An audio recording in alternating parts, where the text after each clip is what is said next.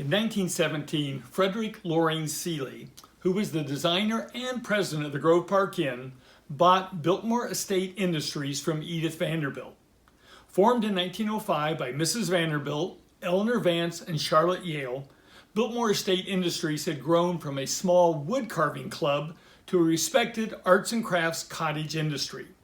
But the sudden death of her husband in 1914, the retirement of Vance and Yale in 1915, and the devastating flood of 1916 prompted Edith Vanderbilt to turn the industries over to Fred Seeley. Fred Seeley had married the only daughter of pharmaceutical millionaire Edwin Wiley Grove, who had homes in St. Louis, St. Petersburg, and Asheville. After working for his father-in-law for a few years, Fred Seeley offered to move to Asheville to oversee the design and construction of the 1913 Grove Park Inn. Fred Seeley had virtually no experience in architecture, interior design, or hotel management, but undertook the building of the 150-room hotel on Sunset Mountain with his trademark organizational skills. After sketching out a plan for the hotel, he hired a little-known Atlanta architect to draw out the blueprints, which he turned over to a contractor to carry out, all under Seeley's close scrutiny. Fred Seeley had already met Elbert Hubbard and had ordered arts and crafts furniture for his previous home, as well as in Asheville. The Roycroft Copper Shop made all the hammered copper lighting and much of the furniture, what furniture the Roycrofters could not make in time for the July 1913 opening was made by the White Furniture Company in Mebane, North Carolina, using Roycroft models.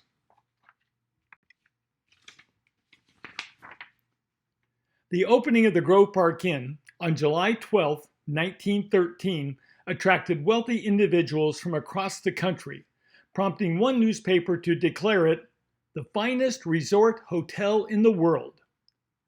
Fred Seeley leased the hotel from his father-in-law, paying him a percentage of the gross revenues, and proceeded to live up to its billings through his consuming attention to detail, from restaurant table settings and menus to the insistence that employees wear soft-soled shoes so as not to disturb the guests. But not all was perfect in paradise. An aging E.W. Grove grew jealous of his son-in-law's success and fame and began creating a rift between Fred and his wife Evelyn, who was Grove's only daughter. Grove eventually purchased the first downtown Battery Park Hotel, demolished it, and built a modern version to compete with his own hotel and his son-in-law. Accurately sensing that his relationship and arrangement with Grove might eventually come to an unpleasant end, Fred Seeley began searching for a business he could rightfully call his own. Fred Seeley was already aware of Biltmore Estate Industries, as he had purchased items from their Biltmore Village gallery. He also had become friends with Edith Vanderbilt, especially after the unexpected death of George Vanderbilt in 1914 and the departure of founders Eleanor Vance and Charlotte Yale, seen here in the doorway, in 1915. When the disastrous flood of 1916 caused major damage across the Biltmore estate and nearly washed away Biltmore Village, Seeley approached Edith Vanderbilt with an offer to buy Biltmore Estate Industries. Central to his proposal was his plan to design and construct 5 arts and crafts buildings for the weavers and woodworkers on a picturesque knoll leased from E.W. Grove adjacent to the Grove Park Inn. 2 of the buildings were to be named after Eleanor Vance and Charlotte Yale.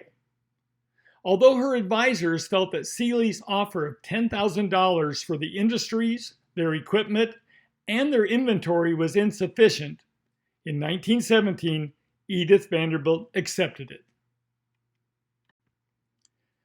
Soon thereafter, Seeley moved the woodworkers and carvers into an existing cottage which had served as the carpenter's shop during construction of the Grove Park Inn. This building remained in use by both Biltmore Industries and the Grove Park Inn until 1988, when the adjacent Vanderbilt wing was completed and the workshop was torn down. At the same time, Fred Seeley shortened the name of the business, changing it from Biltmore Estate Industries to Biltmore Industries. The new name and location appeared on a brand used to mark each piece before leaving the workshop.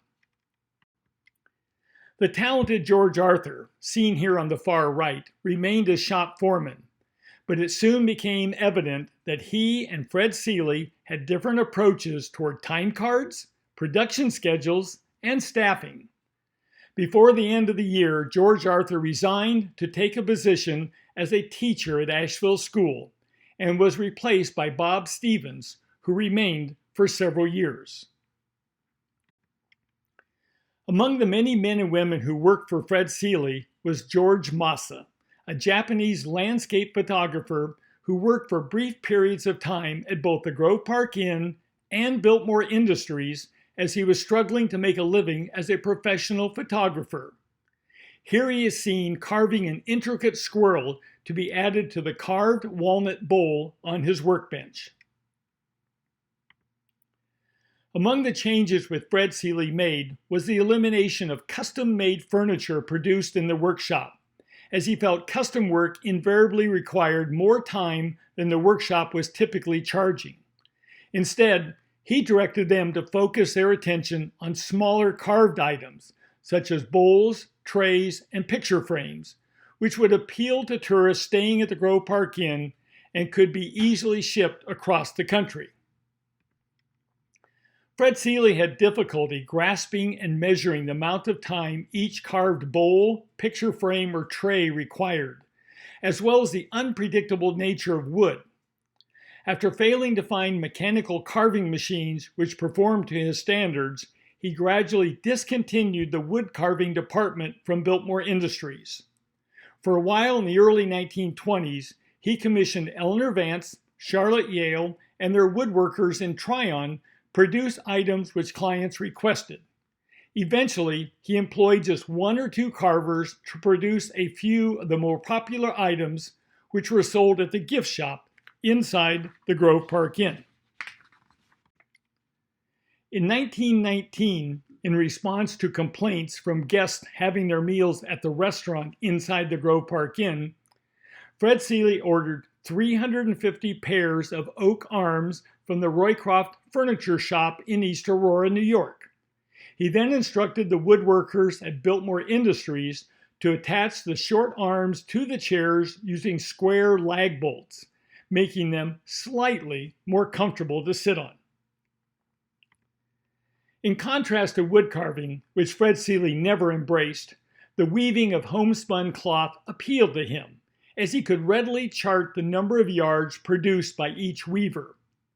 His woodworkers built 40 oak looms based on one of the original models and installed them in the weaving building, where they were used for a number of years before being replaced by more modern machinery.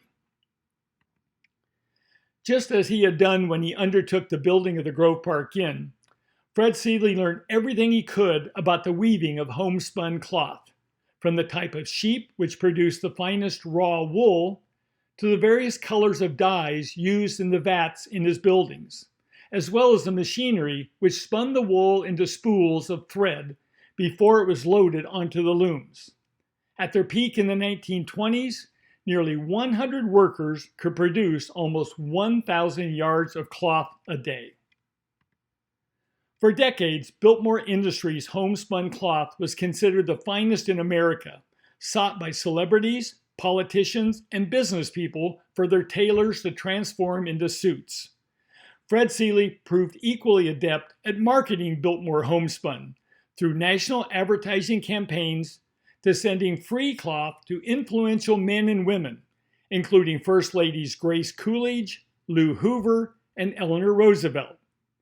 And while the Great Depression shuttered most businesses, Fred Seeley's austere management style kept the looms running even after his death in 1942. Without Fred Seeley at the helm, however, the buildings and the business gradually declined until the family sold it in 1953 to Harry Bloomberg an Asheville businessman and entrepreneur. The popular real estate investor and car salesman revived the homespun production and kept the looms running until 1981, when the machinery grew outdated and public taste turned away from homespun cloth. But rather than raise the buildings and turn the picturesque hillside into residential building lots, Harry Bloomberg and his descendants maintained the buildings as they gradually and deliberately found new and appropriate uses for each of them in what is now called Grovewood Village. At the heart of Grovewood Village is Grovewood Gallery, the recipient of numerous awards for their commitment to supporting artists and growing and strengthening the North American craft community. Here you'll discover 9,000 square feet of artisan-made furniture, jewelry, textiles, pottery, glass, and much more, displayed by over 400 artists and craftspeople from across the United States. In addition, Grovewood Village is home to a distinctive cafe, a world-class antique automobile museum, and a history museum containing original Roycroft furniture, one of the first looms, and examples of Biltmore Industries work. Although the casual visitor to Grovewood Village might not even recognize the names of Fred Seeley and Harry Bloomberg, their legacy lives on in the buildings which Fred Seeley designed and built and which Harry Bloomberg preserved and revitalized. Both men recognized and acknowledged the role which Eleanor Vance and Charlotte Yale had played in the formation of Biltmore Industries, and respected the service these two women carried on after leaving Biltmore Village and moving to Tryon, where they founded Tryon Toy Makers and Wood Carvers, the subject of part 3 in this series.